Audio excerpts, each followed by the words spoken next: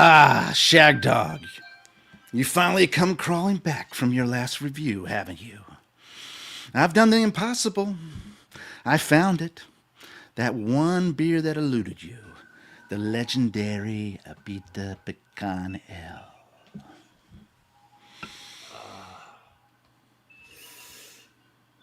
Jammer. You brewed. Brain maniac. You can't even, you can't drink it all. That beer was meant to be shared. Shared? Oh no, my drinking companion.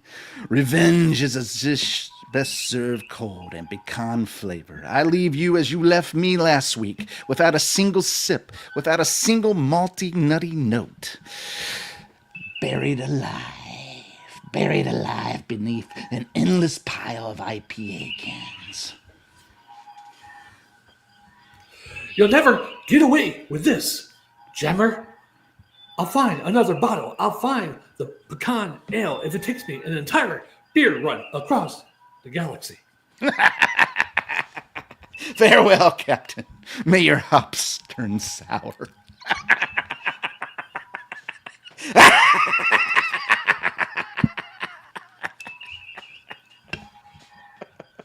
Pecan!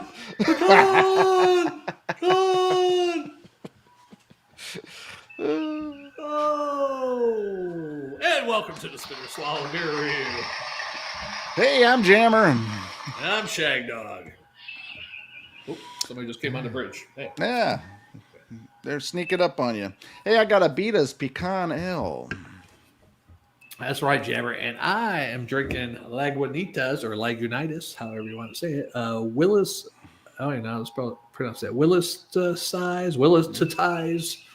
It's a coffee stout. 12.7% ABV, bourbon age, all the good stuff.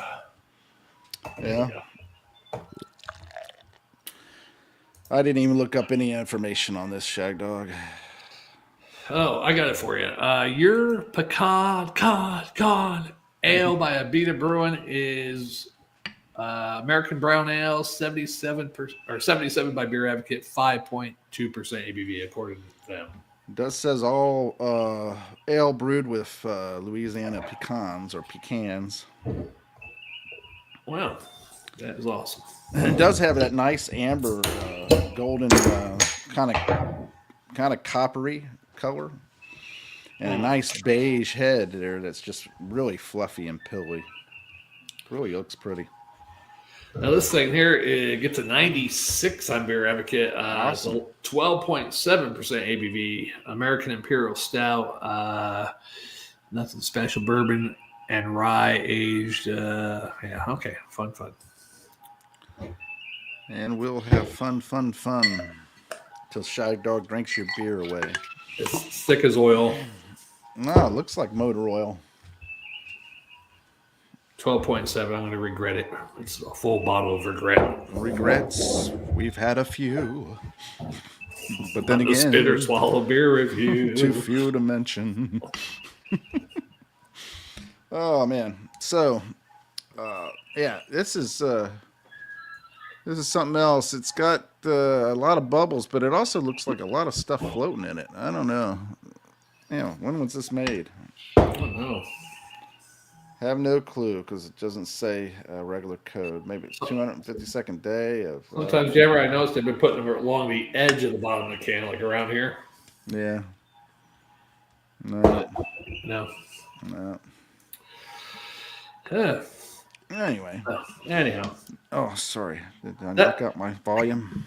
No, you're still going. I can't remember if I've ever had that one. I know I had the Lazy Magnolia Pecan Ale. It'd be awesome, which is from Mississippi, I believe. It'd be awesome to compare to two of those. But yeah, this one, it has the malty nuttiness aroma. Malty nuttiness. A little hoppy too. A little hop in there. Yeah, it has a nice aroma. It smells kind of sweet, but yet a little pine in there, just hiding in the backdrop. So I'm gonna dive in, Shagdog. All right. Yeah, this one's pretty dark. The head's down to less of peaky, but it's a nice foamy, frothy little head. It's still sticking to the glass pretty good. That's what she said. and it's kind of a black, but maybe some hints of brown in there. I don't see any red hues with the light, but I can't even see anything through it. So this is the Thick of the Night right here. Thick of the Night with Alan Thicke, right? The show Thick of the Night. Thick in the Night. All right, so I'm about to sip it too, Jammer. Cheers, brother. Cheers. Cheers. The greatest con voiceover actor ever. Who? You? That's not even really a con. I can't do Ricardo Montalban. Yes, I mean, yeah, he's hard to do, but and you do a young William Shatner version, where he's just getting his flow. He doesn't know quite. First season, maybe. He's like, I don't know just how to say it. I don't know how to embrace the character. That kind of thing. I almost feel like I'm. What's that old man's name? He plays Curly in City Slickers. Oh, you're talking about Jack Palance. Yeah, I'm like him trying to do Captain Kirk. Dude, Jack now. Jack Palance. He's a hard one to try to do an imitation of. I'm sure. I think I get his if I studied him a little bit, because in every single movie he's in Hawk the Slayer, he does a little bit the same. I'm ready, and he just raises his voice higher. Right now, he just goes up and he'll be talking. Well, that's the thing. If you actually spend time studying the character or the person that you're trying to imitate, to get the mannerisms. Yeah. I mean, Kirk goes like this. He kind of does like this, which is kind of what Trump does too. Yeah. So he's kind of got the similar thing. Might be a generational thing. I don't know. Yeah. But he does this. But Spock. Yeah. Bones, stop arguing with Spock. I don't know. I can't do Kirk either, but I can do a crappy version. Yeah, I worked with a guy who, not voice-wise, personally, other people, but other people we worked with, their body language and everything they do, he had them like down 100%. Some of their words, he didn't sound like them. Oh, you're talking about the people that you work with, though. It's not famous people. But he had everybody we worked with. There's some people that you could do around work that you pick up their mannerisms. Yeah, he picked up everything, like their words. Oh, fuck it. He imitate everybody, and he didn't sound like them, but the word knew their words that they used all the time. Yeah, that's awesome. Well, this right here, it has a nice. Nutty, malty nutty. I kind of feel like I'm picking up some corn in there, though. So, maybe I'm not. It just seems like there's a hint of it. It does have a nice smoothness to it and a little bitter at the end. Overall, it's pretty decent pecan ale. I don't mind it. It's not bad. I think we had this one time before. I'm not sure. But I do like that pecan intro. I just thought, because we did it once before, the actual real lines from the movie. Oh yeah. You told me you were doing that beer when I said to myself pecan, and then I remember con, yelling that shit. I was like, oh, maybe we can do an intro for that. Yeah. That's good that you came up with a script there, Well, my second best friend helped me with it. But yeah, I mean, that was fun. I wish I had all the outtakes of that. Yeah. Oh yeah. I mean, I put it online, to give people an idea of how many times that we did it, and how much we were cracking up doing it. Yeah, that one, and what was the other one we did that you put on there? The Gilligan's Island? No, there was something else we were doing that you had me do lines and I was screwing up all the time. It was with one of those clown type beers or sword swallower beer or one of those damn beers. Burning Witches. It was something else that we did a little intro thing, but I was screwing up the lines. And that was Monty Python's. I don't think we screwed up the lines of that. We just went with that one. But we did screw up the another one you're talking about there, Gilligan's Yeah. Island one. Yeah, I was screwing that one up because we just came up with that at the spot. Yeah, Well, we wrote everything down real quick and all that it's stuff. kind of hard to drink and say shit when you're drunk. Yeah, But we wrote it all down, and we decided that we were going to do it right then. That was the great thing about some of the things we did. It was all spur of the moment. yeah. Yeah, and that one the timing was off too. Both of our timing, we weren't getting our timing down. And also, like I was on same time as you were singing the song and stuff. Well, that's because we weren't playing the music in the background. Right. Yeah, and then try to do new words to the song too. Yeah. And Bush beer, head for the mountains of Bush. They only took one take, I think, right? Yeah, I think they only took one take because we practiced a couple times. Did a couple practice, yeah. Boom. So, what are you thinking of your beer there? It's I can tell it's strong because it just lingers in my mouth like a booziness. Yeah. Aftertaste. Not real strong, but just a light lingeriness. And I got a little warm sensation down here. Well, it's being smooth. that it's cold up there right now, that should be good. Yeah, it was 29 degrees earlier. I don't know if it got down any colder. It's probably going up now, but it's pretty good. It's smooth, kind of smooth and creamy. Mouthfeel. Definitely get a little bit of coffee. Mm-hmm. But I think you get more of the what the hell, bourbon. Yeah, I think you get more of the bourbon taste than you do coffee. I don't know about the rye. I'm not really picking up. Maybe I pick up a little bit of rye at the back end of my palate. Yeah. It's not bad. I mean, I wouldn't think this is 12.7. I would think, 9, 10, maybe at the most. If it's that good that you're not thinking that it's 12.7 and you're thinking of more of a 9 Yeah, or something as far like as the taste wise, yeah. then that's impressive because you're not realizing just how much alcohol is actually in it. Right. Yeah. And if we do my third beer today, between the three beers, I'm going to average between three beers divided by the ABV is I'm going to average 9% out of three beers today. Mm-hmm. And that's even with one low beer lowering that down. Yeah. The two high beers, yeah. What kind of grade would I give this? I'd give it a C+ and a swallow and quarter. Yeah. Awesome. Not super impressive, but not insulting, So. How about you? Yeah, I would grade this. I'd give it an A- and a. Wow. I go swaff. Just because it's smooth for being such a high ABV. It's pretty easy to drink actually. So it's supposed to be a rye stout, you said? Well, on Beer Advocates, there's something about rye. I don't see nothing about rye in here. Added and it says rye, some oak barrels.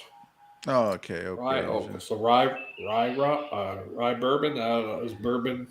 Yeah. Is there a rye bourbon? I don't know. Yeah. Yeah, or rye whiskey. I don't know what the hell it is. Yeah. I don't like rye beers. Whiskey, That's rye for sure. whiskey. There's a hole in my cup. Rye whiskey. There's a hole in my cup. I'll drink it from the bottle. Rye whiskey. Rye bread. Anything else rye? She ride me. Now rye is Catcher in the Rye. Isn't that some conspiracy type book? Yeah. Like serial killers usually carry that book or something? Yeah, some serial killers carry that book. It's like a trigger for the CIA's brainwashing. Oh, really? So I should never read that. Ultra. Yeah, you might get triggered because you were in the military and might be used as a pawn in the big scheme of the, Yeah, I don't want to try. One world order. I don't want to try reading that and then really get triggered somehow and end up somewhere and not know how I got there and blood on my hands or. And most likely be that it'll just stop you from drinking.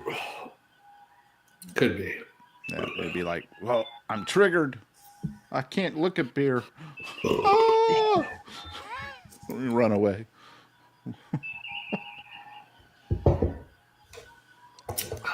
You run away from it. Yeah. Yeah, so excitement abounds, man. Wow. Yeah, I even wore a long sleeve shirt under my T-shirt today. Yeah. Well, I went I think. with Alaska's Hobo Jim. I didn't have any printed long sleeve shirts, so I said, "Oh, let me wear this one under my Daredevil shirt." 49 years of music for the 49th state. Oh yeah, what was that? Edmund Fitzgerald, right? Edmund Fitzgerald 50th anniversary was yesterday, November 10th. When it crashed back down to Earth. No, that Edmund Fitzgerald was the one ship that Gordon Lightfoot Oh, sung about. I thought it was a satellite. Damn it! Oh. And 29 souls were lost that day. Yeah. And if you want to hear something kind of interesting, you'll hear the radio transmissions from the one boat Anderson, and the captain. I think his name was Cooper or something. They're asking him to turn around and go back to check it out because there's no other ships in the area that can get there. They can't get a helicopter because the wind is so bad. They can't, get anybody there, from Coast Guard. And so, can you turn around and go back through that mess that you just got out of? Yeah. He's just gotten out of that, and he's starting to feel better about surviving it. And they're asking him to go back, and he goes, "I got water going over my bow. I got 6 feet over my bow, all that kind of stuff." And he finally, what happens is that he asks his crew, "Do we go back?" He didn't take it upon himself to make the decision. He asked his crew, and all the crew said, "Yes, we'll go back." And so they went back to try to save those people. Yeah. And unfortunately, they got out there and everything, and all they could see was some wreckage floating and everything like that. So yeah, it is a legendary event there in the history of. Yeah, I gotta listen to that song about that. He was a pretty good. Who sang that again? Gordon Lightfoot. Yeah, Gordon Lightfoot. Good storyteller. Yeah. Yeah, he has a good voice too. Is he Native American or something? Or I think he was actually. Man, I don't know. Maybe he was. Because I thought the name Lightfoot was an American Indian name. Or something. You'd have to Googleize that. I can't Googleize it right now. I got sound effects going. Well. Somebody didn't even play the music that he said he was going to play after. Yeah. We're not there yet. Oh, you're going to do it at the end. Okay, I got it. Mm-hmm. Yeah, and what was amazing last night, Coast to Coast AM. I love Coast to Coast AM because on historical anniversaries, they mentioned stuff. They had a guy on there that was the Great Lakes expert. So they were mainly talking about that ship, but then he was talking about the storm. Somebody actually called in and said, "I was in the Coast Guard, old man, back in whatever." And I heard about a storm in the 40s where a bunch of duck hunters got killed, and he's like, "Yeah," the guy just spit it out the facts. I mean, he was spitting facts out quick. Yeah, he's like, "Yeah, that was the storm. Whatever, it came from the Pacific Northwest, came in real fast. It was nice, warm weather, and all of a sudden, it just came in freezing weather." And like 20-some duck hunters went out hunting duck, didn't get a forecast or whatever, and it went from like 60 degrees to friggin' 5 degrees or whatever, and they froze to death or something because they're. Could you imagine you just going all out there together to go, let's go hunting? All right, we're out there hunting. Yeah, I don't know if they were all together, but yeah. Having a few beers and shooting ducks and just sitting there waiting on. Yeah. Doing your duck call and all that stuff, and all of a sudden, shoosh, the weather comes storming. Right. You would think that you would try to get out of there and get back to your vehicle, right? Mm-hmm. Well, imagine if they took a hike in somewhere like 15, not 15 miles, but 5 miles, 10 miles, or whatever. Yeah, who knows? Well, now you got a 5 mile hike in cold weather.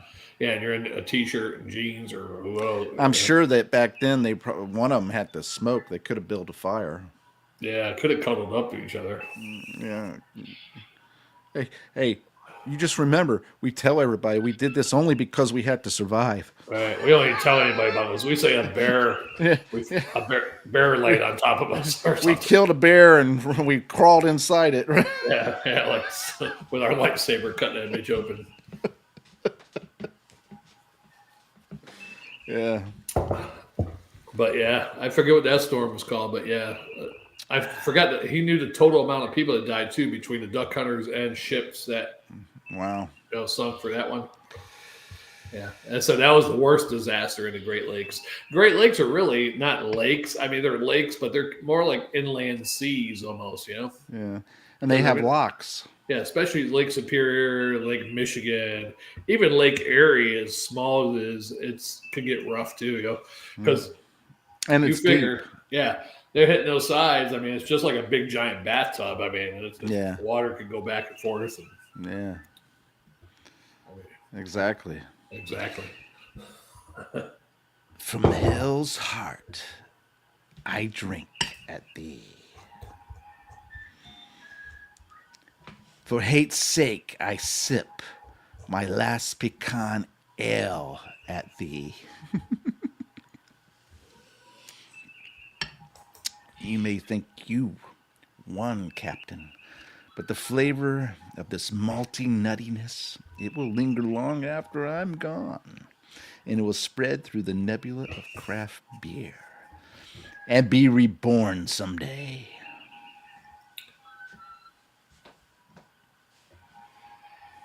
He's vented every last drop. His beer, his ship, they're gone. Jammer, you mad beer reviewer. Even in defeat, you left your mark on the galaxy.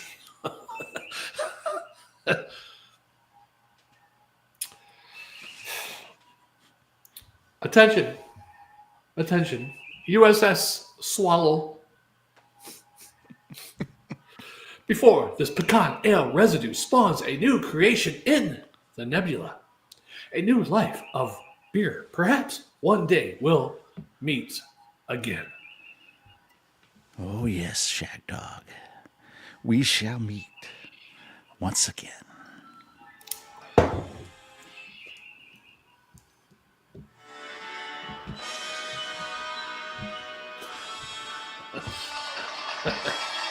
All right, we'll see you on the next one. Spinner Swallow Beer Review. Oh yeah, maybe we won't be so nerdy. Take care. I'm Jammer. I'm Shagdog. We'll see you on the next one.